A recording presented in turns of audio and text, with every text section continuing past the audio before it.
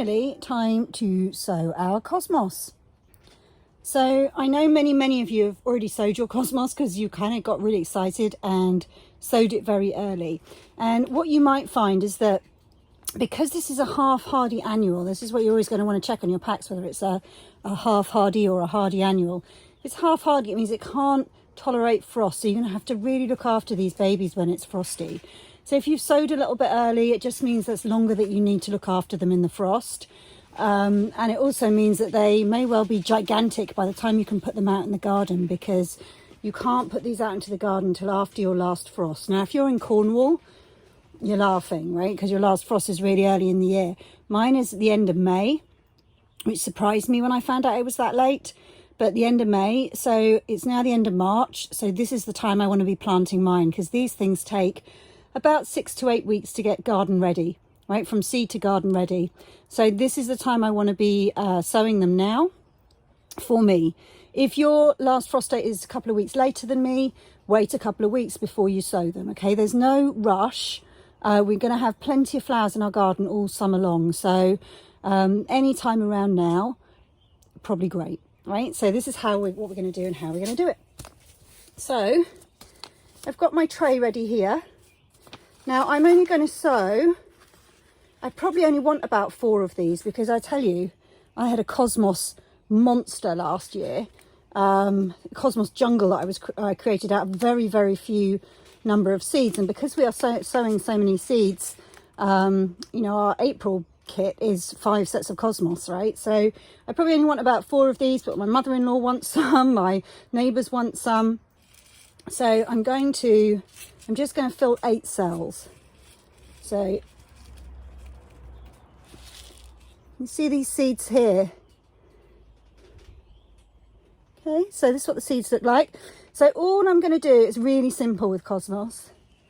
I'm going to pop them in and pop them down. So I literally just poke them into the soil. Hopefully you can see what I'm doing here.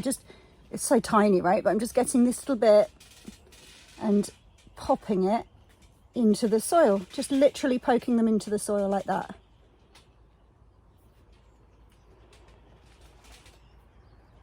So I'll probably do 8 of these. I've just done 4 here. I'm just going to make sure they're covered over. Now my compost is quite damp to start with. If yours isn't, you will need to water it. Just do that gently. You're not going to wash the seeds away because they're a pretty hefty size. And what we'll do with these is we'll put them in the kitchen. I will put a plastic lid like this over them in the kitchen until they germinate. And then once they have germinated, I will bring them outside. So I'll just turn the camera so I can see you. I'm not really made up for a video today. Whoop. See if my tripod will hold. It's been a bit wonky. So what we're going to do, as soon as these germinate, we'll take them off the windowsill. We will get them outside. So what you see, same with people do this with sweet peas all the time, is long leggy cosmos that are all leaning towards the light because you didn't get them outside quick enough. So as soon as they germinate, you need to get them outside into a plastic zippy greenhouse, one of the little zippy cupboard greenhouses. Actually, that's what this is without its frame on. Or you've seen people in our group growing in white plastic crate boxes, right? Just to get your pots of your flowers and put them in there so that they're protected from the elements. So we need to grow them on under cover because they must not go outside until your last frost date. So I will plant all of mine out. Probably in the last week of May will be when I go ahead and put all my cosmos out into the garden. So what I'll do is I'll grow them on in these little modules here. When they fill their module, I'll pot them up into bigger pots, right? I'm only sowing 1 seed per module, so I don't have to prick them out. I just grow them on like that. Now, if you're sprinkling your seed, and you get like hundreds of cosmos plants, you will need to thin them out or prick out your plants and put them into separate little pots like this. So just a simple 9 centimetre pot. Now you can probably grow your cosmos on in a pot that size until you get to June or end of May.